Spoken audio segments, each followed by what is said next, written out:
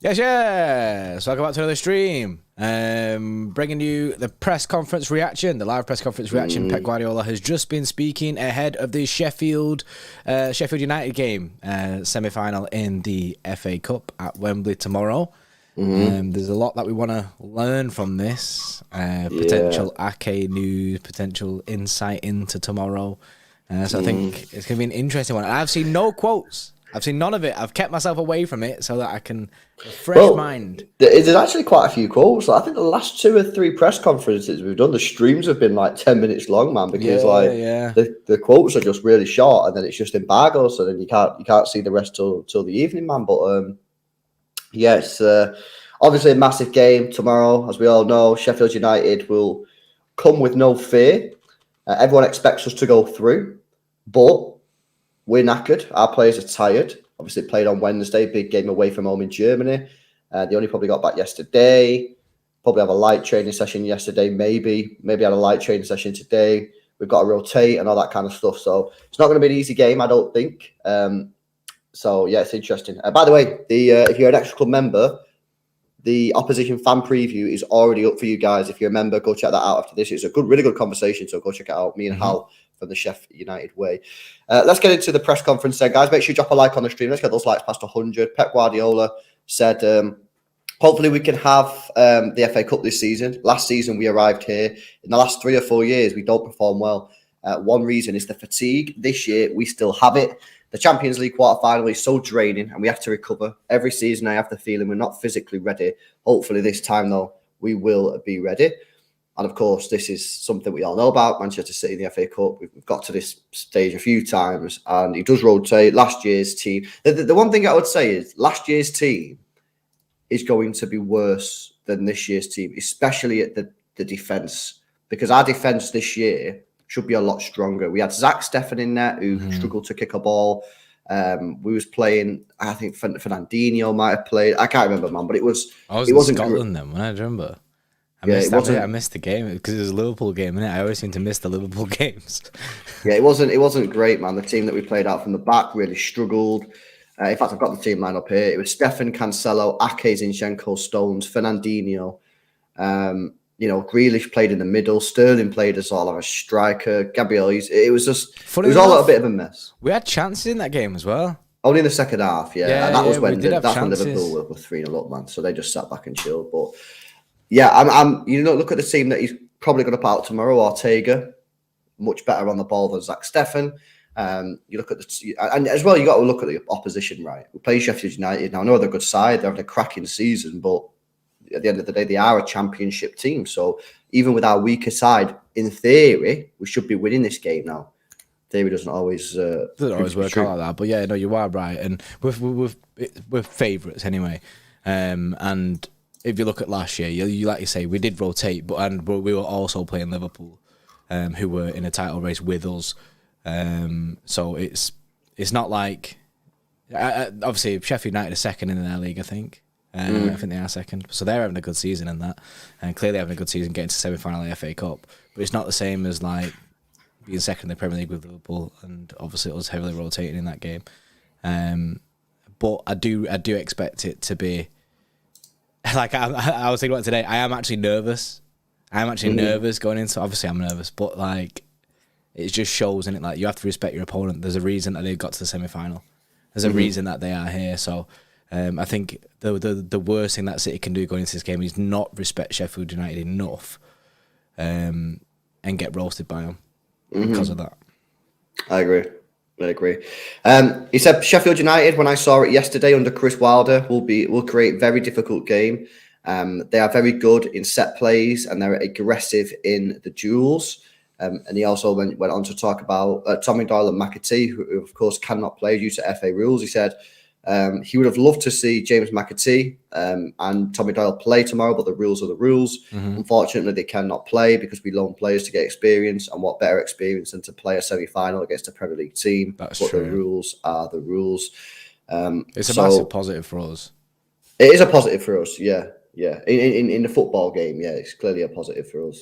For player development, not a positive, because it's a game where you're looking at going, like Pep said, there is actually a perfect game for them to be playing a semi-final against a Premier League side. Just unfortunate that Premier League side is us. Yeah. So they can't play. Absolutely. That's something that when the draw came out that we was looking at as well, wasn't there? Because there was a bit of confusion at the start whether they could play or they couldn't play. And wasn't there because the Carabao Cup rules are different to the FA Cup rules? Yeah. So in Carabao, you can play if the team allows it. And then, but in the FA Cup, it's just not allowed completely. Just not allowed. But then in the Champions League, it is allowed. So, to be honest, they probably just need to make the same rules. I know it's different people making the rules, obviously different competitions, but it's something that probably in this day and age, I think you should just let them play. In my opinion, I agree. He said, I don't know who will play yet. I will assess when I can sense who is ready. I will see after the training session, but I know they all want to play.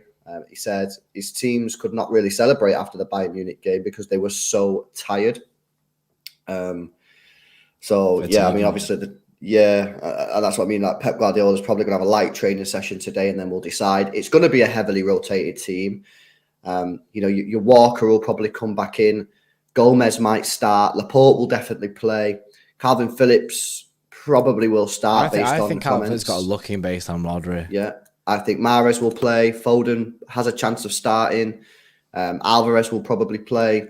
So look, it's still going to be a strong team. But definitely. The difference is, this is where it's difficult because whilst it's still a strong team and it's still a stronger team than Sheffield United, the Sheffield United players that will play tomorrow will all be likely the players that were played in the last game, bar McAtee and Tommy Doyle. Whereas the City players, there's probably going to be 2 or 3 players that played against Bayern Munich starting, and doesn't always work. So hopefully, fingers crossed that we can just get through it. And that's why I'm not saying it's going to be an easy game. I think it could be tough.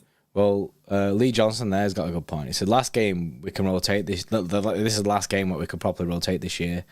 You need to give rest where it's needed. Like if the Premier League still stays as tight as what it is, so even if we beat Arsenal on Wednesday, we've still got to be winning all our games towards the end because we can't afford for them to then jump back over us, leapfrog us again. I think we have to go strong in all the Premier League games, and of course we're going to go strong in the Champions League games. So you're looking at this as one game where you can actually rotate properly. Now, I think throughout the season, I think Pep's got to be really smart. Like throughout the rest of it, anyway, for the remaining Premier League games, I think we might see a Leicester situation again. Just Leicester, how we did change things in Leicester, and then I'm happy for us to do that 3-0 up though, bro. 3-0 up, it's fine. It's fine. Obviously, the Leicester game was a bit of a sweat, and I think Pep will learn from that. And I think he'll be speaking to the players about that as well, definitely. But I feel like he has to be tactical in where he plays players nowadays, because we're getting to this tight part of the season where we need everyone. Yeah, I agree. I think Pep Guardiola and his role, because win-lose tomorrow, it doesn't really matter in terms of the fixtures. We've got a game every 3 days now to the end of the season. It just means if you get to the final, you've got a game between Brentford and the Champions League final, should you get there. So today's not going to add any more real pressure to the situation. Today's it doesn't really matter.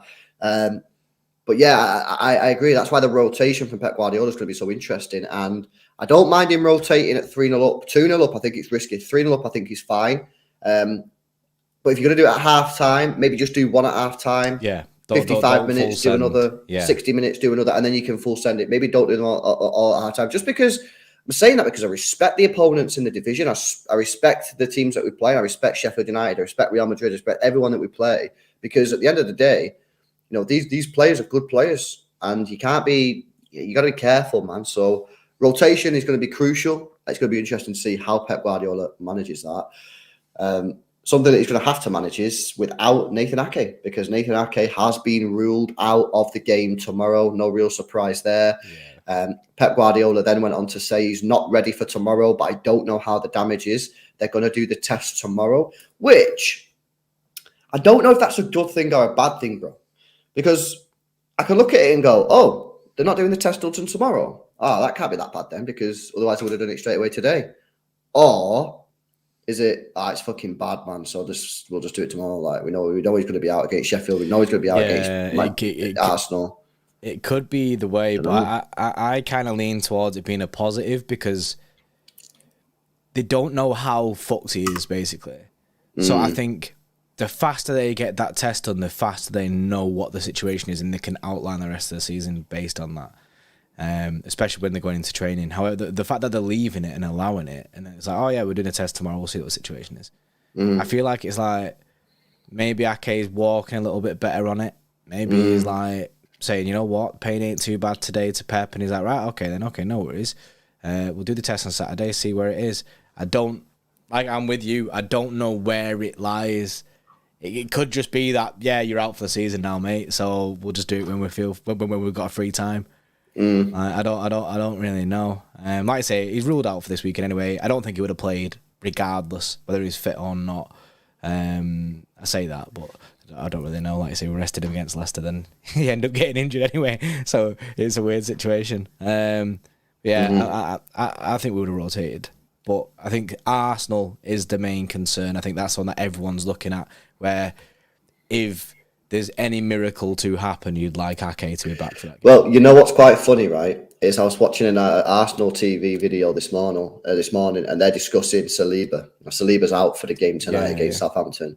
But apparently the rumours going around in North London at the moment is that Saliba and Arsenal are ready to risk him against Man City. And I reckon that he's not going to be properly fit for Man City, but they're going to risk him, which could aggravate his injury and set him out for the rest of the season, but they're going to risk him. Yeah. And the same sort of question I'm going to ask to you guys and myself, because Saka this season has been very dangerous, very, very dangerous. And if you ask Arsenal fans, they'll probably say the 2 games that he's performed the worst in is probably the Man City games, and that's probably due to Nathan Ake.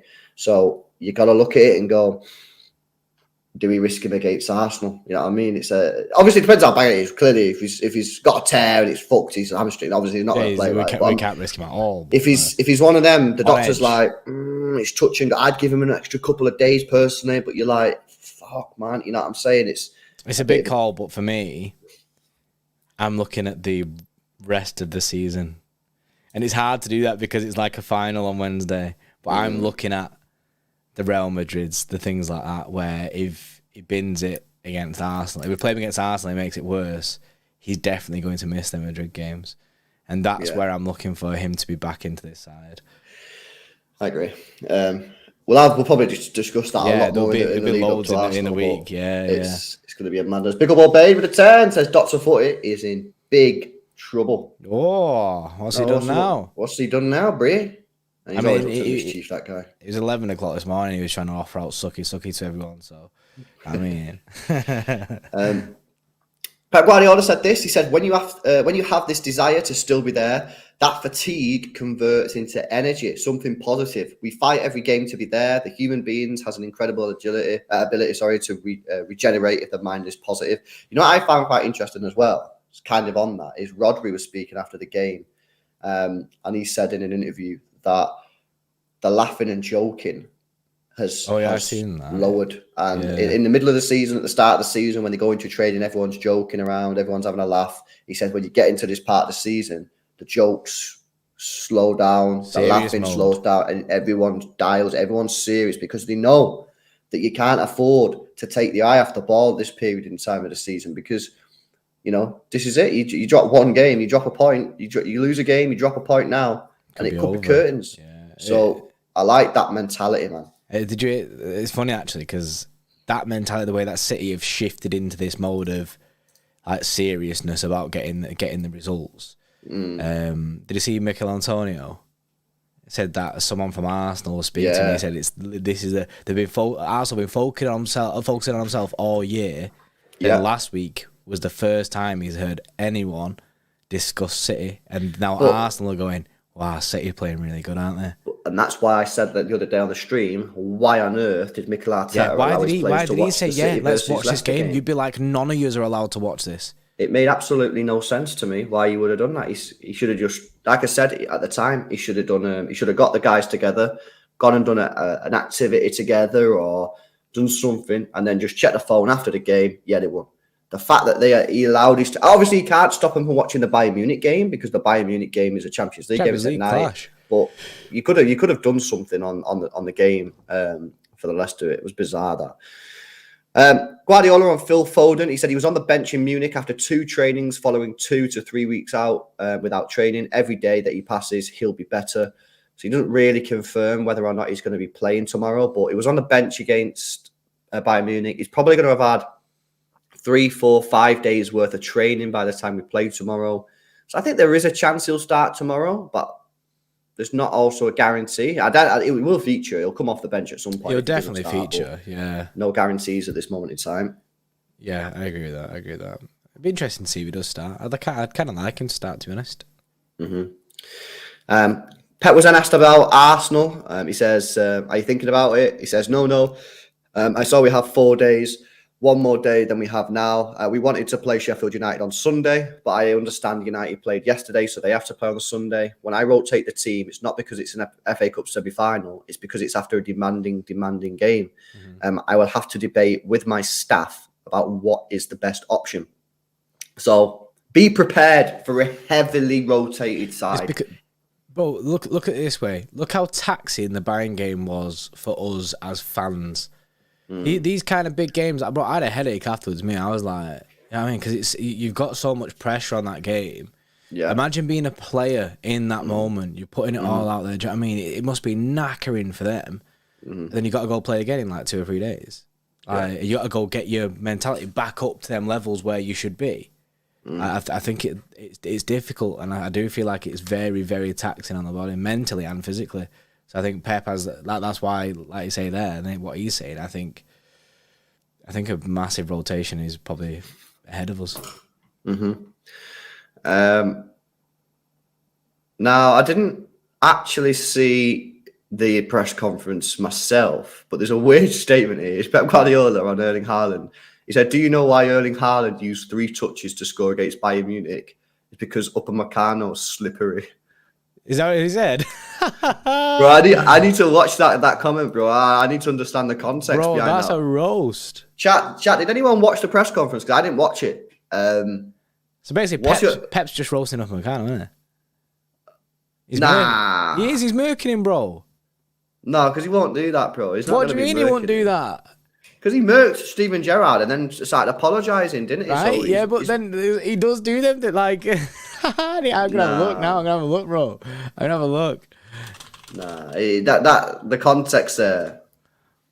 The context there has got to be something else. I need to see the context. I don't know how far in it would be. Fairly severe. Oh, it's still live on the channel. She would be back in time for that. I can't hear you, bro. What? I couldn't hear you then. Oh, that was weird. Yeah, I don't know. I don't know why. It's still live on the channel, so I can't actually like look back trying to see like the replay. I'll have to look at that after. Pep Guardiola says he was then asked about the treble. He says, "I'm so happy that you asked 10 questions without asking about the treble. The other journalists are not in the sky. That might be why. Look how far we are away before talking about that." And then he said, just 11 games. Yeah, just 11 games. We're far away. I've said many times. How many times in this amazing country has a treble been done? It's once our neighbours.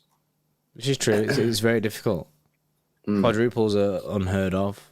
Trebles are incredibly difficult to do. We've done the domestic treble before. But this treble that we're talking about now, winning Champions League, Premier League and FA Cup, is heavy. But yeah, we have done a domestic treble before, which obviously... Didn't Fergie say that'll never be done ever? Didn't he say it's impossible to do the domestic treble? Then we ended up doing it. Pretty sure he said that. Might be changed. Yeah, I think so. Yeah, it's mad that. A little bit more, actually. Pep Guardiola said this. He says, I said before the game to Erling, in the 60th minute, Upamecano is going to slip. You will go through and score. This is going to happen. Oh, no, yeah. Nah, I can understand now. I can understand what he's doing.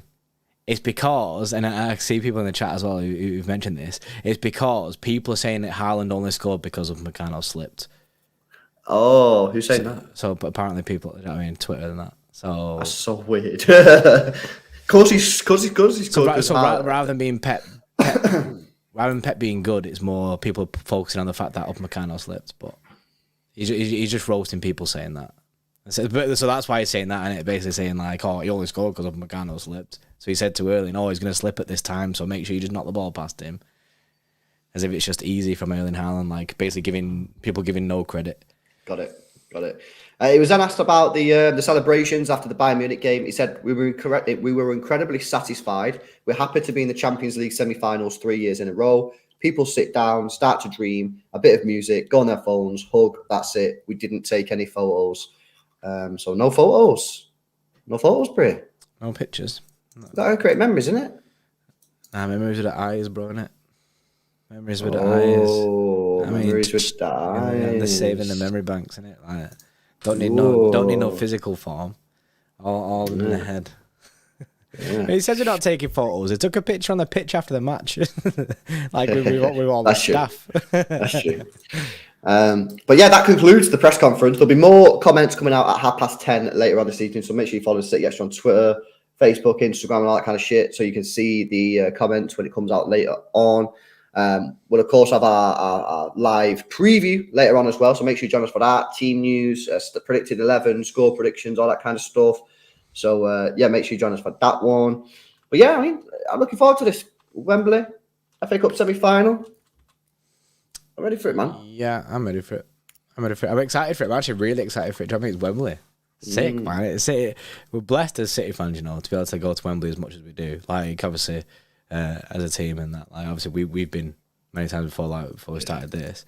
We go virtually. Sick. We go virtually. Like, we get it up on Google Maps. Yeah. During the game. You know, we get our Meta Quest out. You know what I mean? We go to the metaverse. We walk around on the pitch. Meta Wembley. Yeah. Oh, no. Meta Extra. Guys, hopefully you enjoyed the stream. If you did, make sure you drop a like on it. Subscribe to the channel as well if you're new. If you want to go watch something, you can watch Hugh Murray's match day vlog that went up last night. So go check that one out. You can see what Hugh got up to over in Germany. It's a pretty sick vlog, actually. And he falls over halfway through it, so it's really funny. We've got the opposition fan preview that went out this morning for Xtra Club members. That will go live to everyone else tomorrow morning. Live later on with the preview. And that's it. Enjoy your Friday, man. See you next one. See you in a bit.